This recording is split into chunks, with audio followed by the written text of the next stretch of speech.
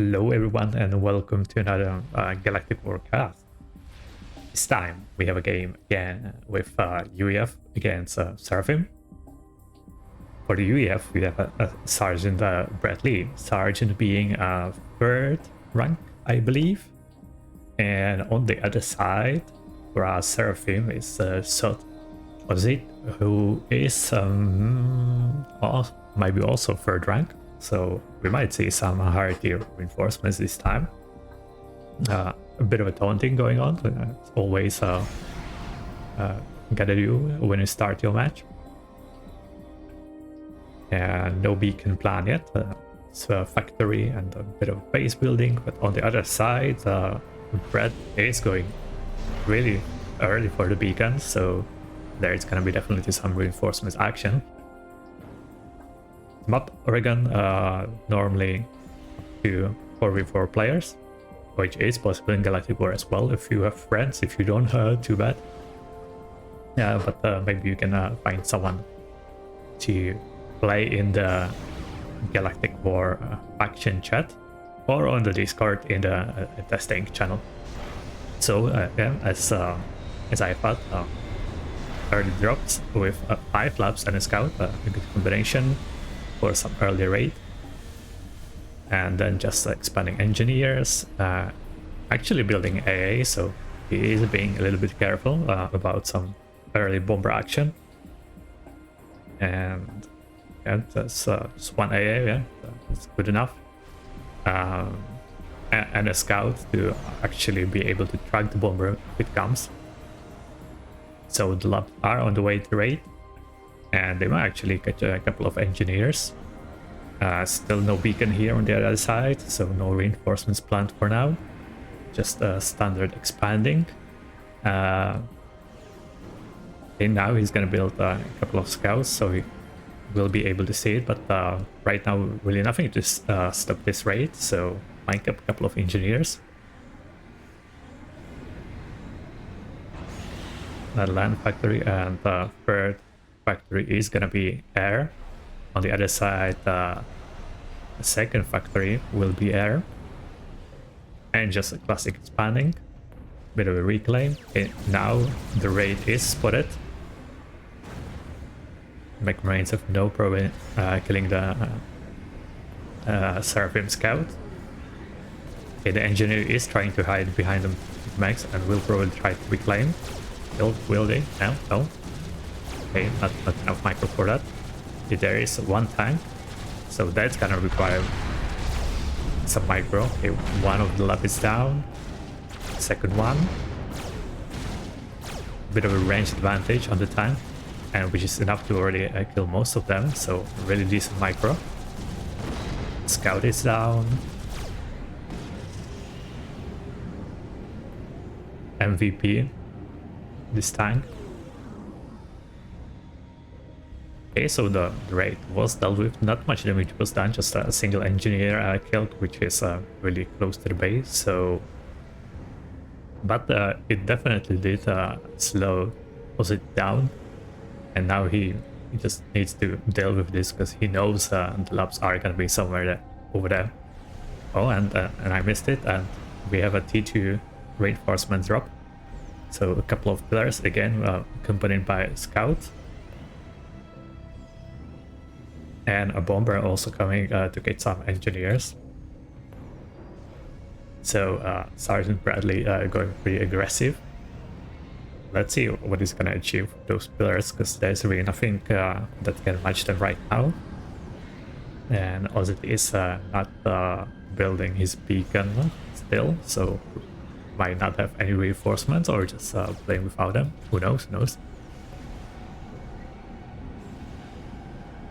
Bit of an attack move going on. So he sees this raid and he's trying to catch it.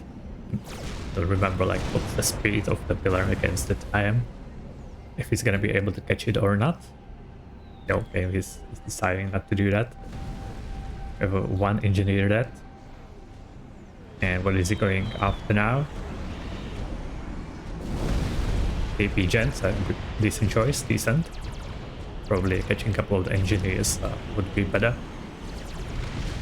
Okay, so now interceptors are in play for both players.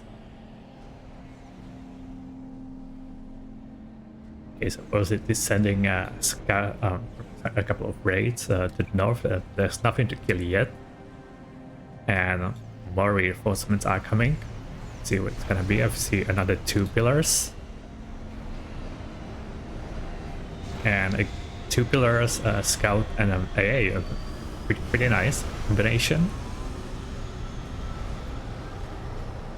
Pillars fast and tanky raiding, and accompanied by the scout, so you do have a radar and you can react to things more quickly.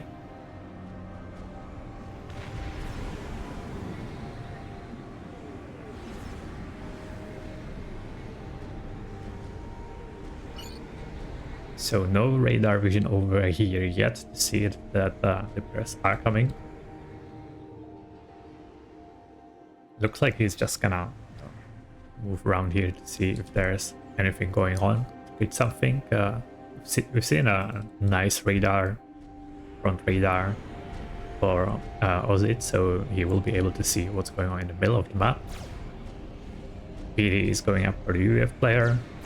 Both ACs go into the middle. And now defensive bomber. This time managed to sneak past. Might even kill Max, maybe an engineer. That's a lot of units moving to this position, but there isn't really much to defend. With this scout, he should definitely know like what's going on here, how many units there are, and this is definitely an overkill. Like all those units should be moving this way, maybe to the hydro, or pushing with the ACU, because they're not doing anything right now.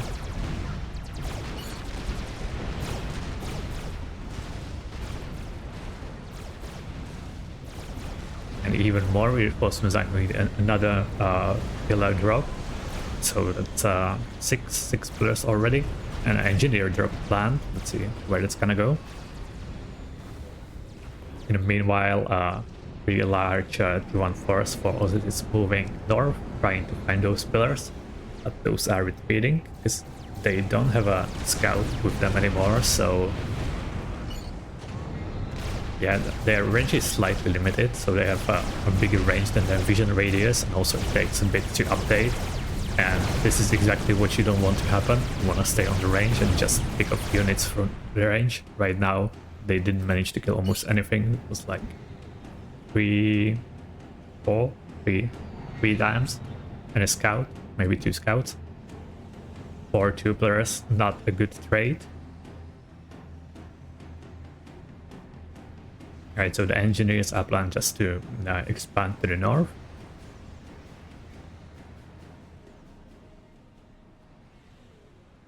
Another transport would be nice to drop just a couple of tanks to the back of the base. And what you want to do with bombers is just keep killing radars.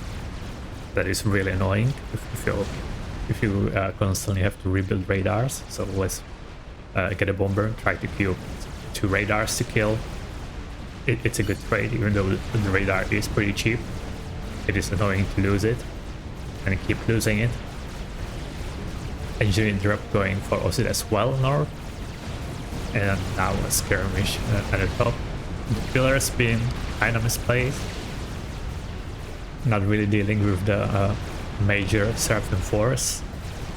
So we have radar on top. We do not have any radar here yet. At least there is a radar in the middle, so he also sees what's going on in the middle.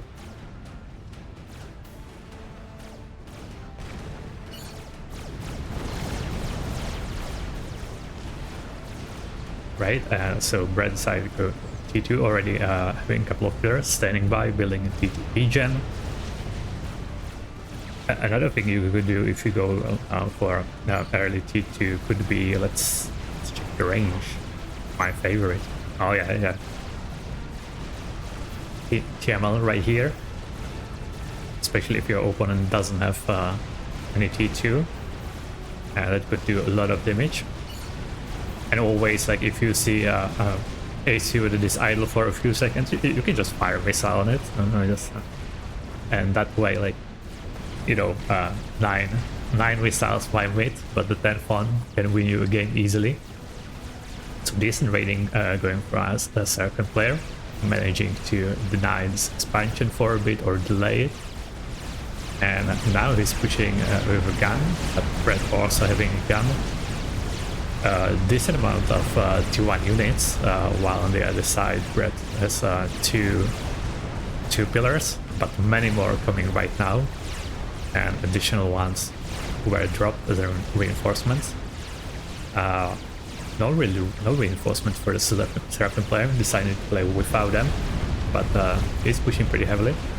So Brett doing the good call and retreating to his units, but soon this could turn the other way, because when these two forces join, it is a lot of T2 units to stop. Took a while for them to start moving. Let's see, does he know? He probably doesn't know how many T2 units that is, so that's the moment where you wanna attack with them all at the same time to surprise your opponent, because all these units are still not in a fight.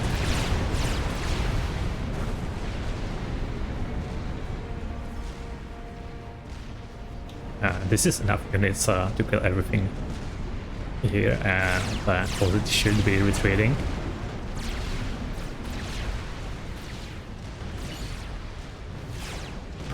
And now he knows about a couple of them, and he's doing the good choice. He has enough energy to keep overcharging, so that's what we want to do, just keep retreating and picking up any T2 units with overcharge. Meanwhile, Brad is pushing with ACU, but his units are pretty far away still. And now with all these units in the middle, there's nothing to defend this raid basically. Those two pillars might not be enough, and he's really pushing far with ACU. These units are too much far away, taking a lot of unnecessary damage from those units. And now the opposite is happening when all these units are moving to the front, and ACU is not really supporting them. See, he had a pretty decent scouting. Yes, for now he's happy with having this battle won. Needs to defend still against all these units. He has a PD, but that won't be able to defend against so many units. And a T2 gunships now, so that will solve that problem.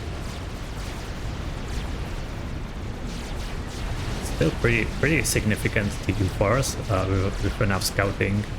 He could have pushed easily into the main base of Ozit, especially with the gun ACU. Just keep pushing the ACU units, T2 units just behind the ACU to deal all the damage. The longer he waits, the more Yoshos they're gonna be, and they have a bigger range than the pillars.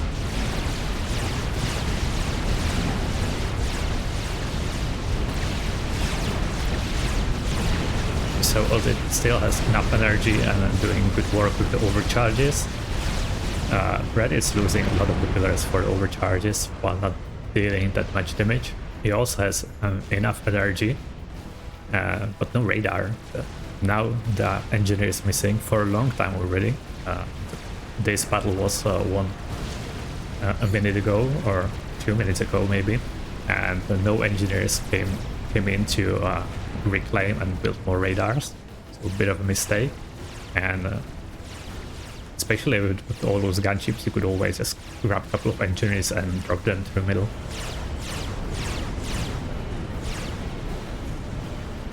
A bit of a better micro for Ozzy, keeping his ACU exactly just in front of his units. And now he's planning to do some G2 drops.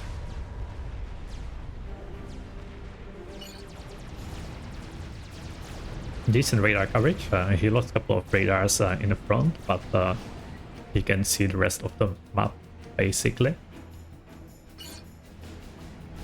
Shields now are in play for Brett as well, and now the NG drop is coming, but it is coming a bit too much to the front. Might die. See, is he gonna notice him just in time? Pretty decent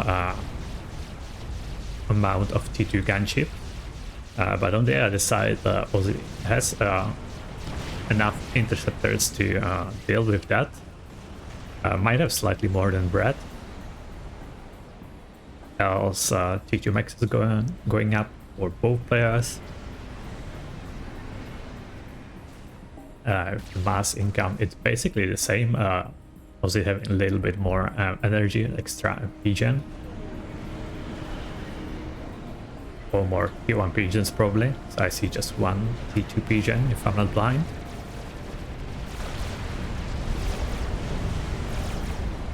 Let's see. Where did the engineer drop go? Didn't notice. Okay, expanding engineers on transport over here. This drop probably lost orders. Not sure what the plan was. Still was a choice to drop something to the back. Be annoying. Gunships are retreating back to the base. A bit surprised no one built no TMD, no TML. There is a TMD now on the other side. So this base is protected, but still, you know, one TMD can be sniped with a couple of bombers. If you time it right, you can still deal a lot of damage. Map is basically evenly split. This was not reclaimed by Brad, but Ozit is now not waiting and getting all this reclaimed. Now he's pushing in the ACU. Let's see what we can see. He built the radar so he knows exactly what he's facing. He has 18 Yosho, which is enough to defend his ACU, and with all those overcharges that he definitely knows how to place. See how many pillars we have. It's 14. It's a lot of pillars, so still need to be careful. And with the shield as well, 2 pigeons now, so the energy should not run out. Okay, the gunships are now in play. Then this expansion, interceptors are close. You need to always keep them close to your gunships. Okay, he does see where the enemy air force is.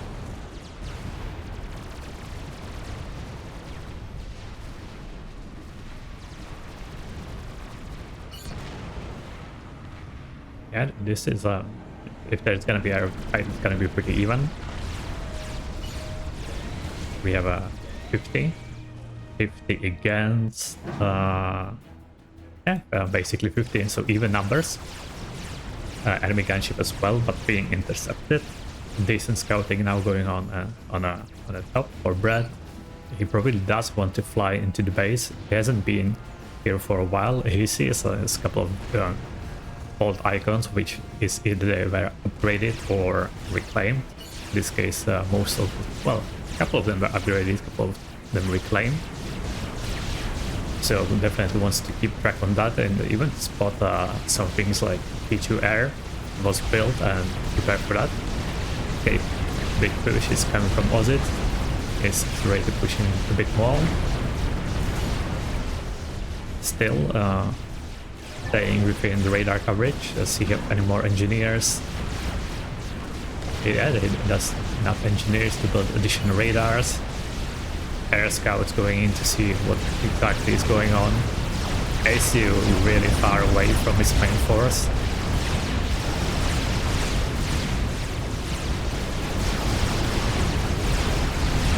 But now I think Ozit went a bit too far. This is still a lot of units. Needs to be careful. Airfight going on as well. This might be way too many pillars to deal with Ozit. His ACU is still full health. The pillars are mainly shooting all the other tanks. But that might soon change and might actually die here. Also with the Brad's ACU pushing in. Probably wants to overcharge all the T2 units. Brad is being targeted right now, and on the other side of it also being targeted. Might be close, but there is a shield. Oh, he walks out of the shield. Veterancy, and he actually dies first. Was it not gonna survive as well, being finished by the gunship? So it's a draw. A bit unexpected. I think this could have been an easy victory for Brad if he was a little bit more careful, just kept overcharging the T2 units, and that shield could have saved him if he just followed the ACU. So anyway, a pretty decent match. Nice use of reinforcements. Unfortunately for both the players losing their avatars, they will have to reset with the new avatar and starting from first round again. And now back to the well, again, first time doing this cast, Galactic War client. What's new now? New things is a bit of a quality of life. Like we start attack, there is a timer like for how long it's going on. If there is a battle going on, you can also see how long the battle is going on for. Aeon is a bit dominating. Cybrands are about to wipe out if they don't find more commanders. So if you want to help out, test Galactic War and or just play, you can check the link in the description. All you need to do is go to your Forge Alliance Forever Discord, PM Strydxr to get access, copy and download, copy around a couple of files, and you can play. And also a new edition, local replays, so you can actually watch easily the games you've played.